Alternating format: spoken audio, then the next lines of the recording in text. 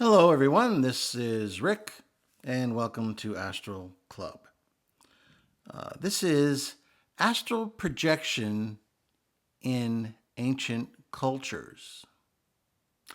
Before we get into it, just want to mention Patreon. I've had a number of people join Patreon recently. It's been great. I want to thank everyone who's done that, and probably should announce your name soon. I will. And if you're interested in contributing to Astro Club and becoming a member, you can certainly do so on Patreon. When you do, you get advanced episodes, a chat function, direct mail, and some other stuff. And I love answering questions, and I check it quite often. So if you're interested, please go to the description section and you'll find a Patreon link there. Next up is lessons. If you'd like a lesson to learn how to astral project, be glad to work with you, work with folks now all over the world. All you have to do is go down to the description section and request more information in that email there. Okay, before we get into it, I just want to mention real quickly, got a new playlist, and that playlist is interviews with non-humans. So check it out if you're interested. Okay, let's get into it. Now, in the past, I've talked about Egypt to a decent extent. So even though Egypt has an extensive tradition with astral projection, rather than that, I'm going to get into some other cultures that also have rich traditions with astral projection, which I think speaks to the fact that astral projection is not something new. Robert Monroe didn't invent it. You might just say he's the modern father of astral projection. But it goes back thousands of years. It's something that's been in human culture for as long as we've had a culture. So let's get into it. First up is Hinduism. According to Hindu philosophy, the human body is composed of different sheaths or layers that correspond to different levels of consciousness.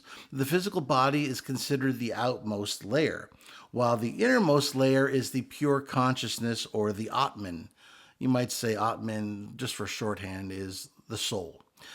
The astral body or subtle body or linga sharira is considered to be the intermediate layer between the physical body and the Atman or the soul.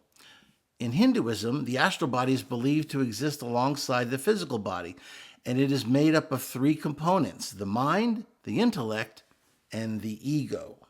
The astral body is said to be capable of leaving the physical body and traveling through different realms, including the astral plane. So far, I'm 100% on board. Hopefully, you are too. In Hinduism, astral projection is seen as a natural ability that all individuals possess. However, it must be developed through spiritual practice and discipline.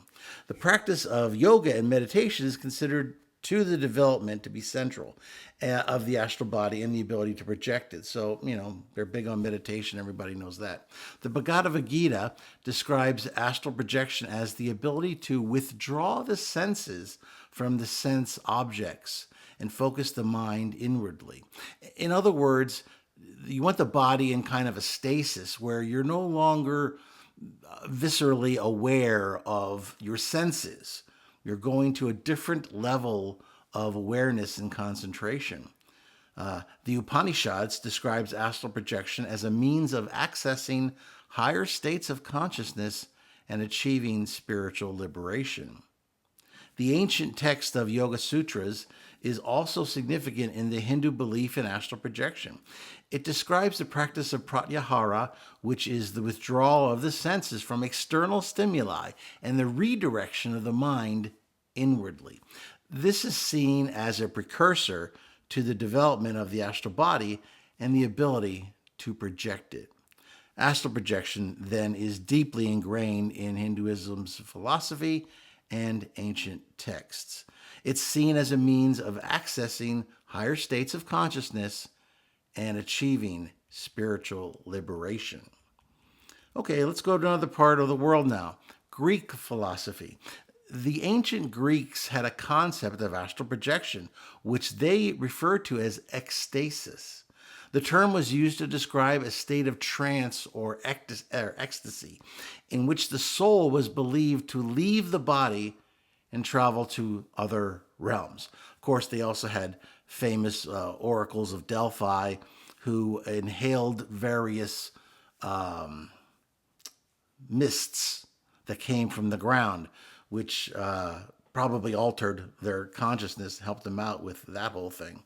According to ancient Greek philosophy, the soul was thought to be immortal and separate from the physical body. So far, I'm on the level with all of everything I've just read. So these ancients kind of knew what they were talking about. The soul was believed to have several parts, including the psyche, which was the rational part of the soul, and then the thymos, which was the emotional or spirited part of the soul. The practice of astral projection was closely tied to the concept of soul flight, which was the ability of the soul to leave the body and travel to other worlds or realms. In this state, the soul would leave the body and travel to places like the underworld, for instance. Astral projection was also an important practice in the ancient Greek mystery cults, such as the Eleusinian mysteries. These cults often centered around the worship of the goddess Demeter and her daughter Persephone. And it was believed to offer initiates the chance to experience soul flight and connect with the divine. So part of that worship was astral projection.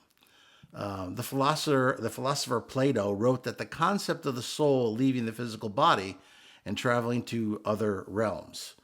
He believed the soul was immortal and could continue to exist after death. I'm 100% on that too. Okay, let's go to another part of the world, and let's talk about Taoism. Now we're in Asia. The ancient Taoist belief in astral projection, known as Shen Jiang, is rooted in the concept of the three treasures, which are the Jing, the Qi, and Shen.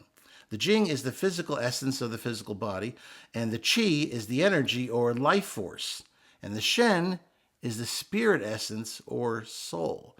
If you're paying attention here, you can see that there's a lot of transference from different areas of the world, all talking about very similar components, very similar things about astral projection. When you see that, you know that there's truth, because these parts of the ancient world didn't have extensive interaction. So they developed these things pretty much on their own, independently, yet they all came up with very similar ideas about the astral body and astral projection. According to Taoist philosophy, the soul can leave the body and travel to other realms or dimensions. And this practice is closely tied to the concept of shamanic journeying, in which the shaman enters a trance state and travels to other worlds or dimensions to communicate with spirits and gain knowledge. Years ago, my wife was involved with shamanic journey, and she sponsored a certified teacher of that. And it was definitely interesting to watch, to see these various shamanic states and how you can become in touch with different realities. The practice of astral projection in Taoism involves the cultivation of the Shen, or spiritual essence, through practices such as meditation, visualization, and breathing exercises. Not much has changed. Let's see here. One of the most important practices for cultivating the Shen in Taoism is Qigong, which is a system of breathing and movement exercises designed to balance and strengthen the flow of qi in the body. So through this breathing and through these various movements, you strengthen your qi, which is the energy which you use to astral project. We can call it different things, but they called it the qi. And I think most Westerners have heard that term before. Qigong is believed to help practitioners develop the ability to control their energy and enter into altered states of consciousness, which, of course, are necessary for astral projection. This practice is believed to help develop the ability to control and direct the Shen and to enter into astral projection while asleep. Okay, great. Excellent. Okay, let's now jet over to yet another part of the world, and let's talk about Native American belief. Now, of course, there were many different tribes who had different cultures, and I'm sure different, at least slightly different ideas of the spirit or the soul. So we'll talk about a couple different native traditions because it's impossible to obviously cover all the different tribal beliefs. But I think you'll find that there's a definite vein of truth that runs through all of them. Now, this Native American belief in astral projection is deeply rooted in the concept of the spirit or soul, which is believed to be separate from the physical body.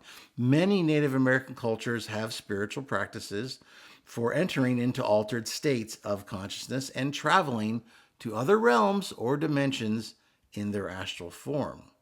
In the Lakota Sioux tradition, for example, the practice of vision questing is an important rite of passage in which a person spends several days alone in the wilderness without food or water in order to commune with the spirits and gain knowledge.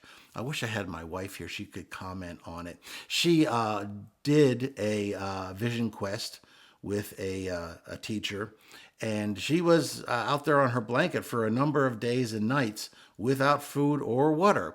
And I know there was some bothersome mosquitoes, but she definitely had some interesting experiences. And perhaps I'll do an episode and have her on. That might be interesting. I wish I thought of that before. Anyway, during this time, the person may experience astral projection or other altered states of consciousness. The Navajo tradition also has a practice of astral projection, known as, I'm not even going to attempt to pronounce this particular word, because there's no chance I could get it right.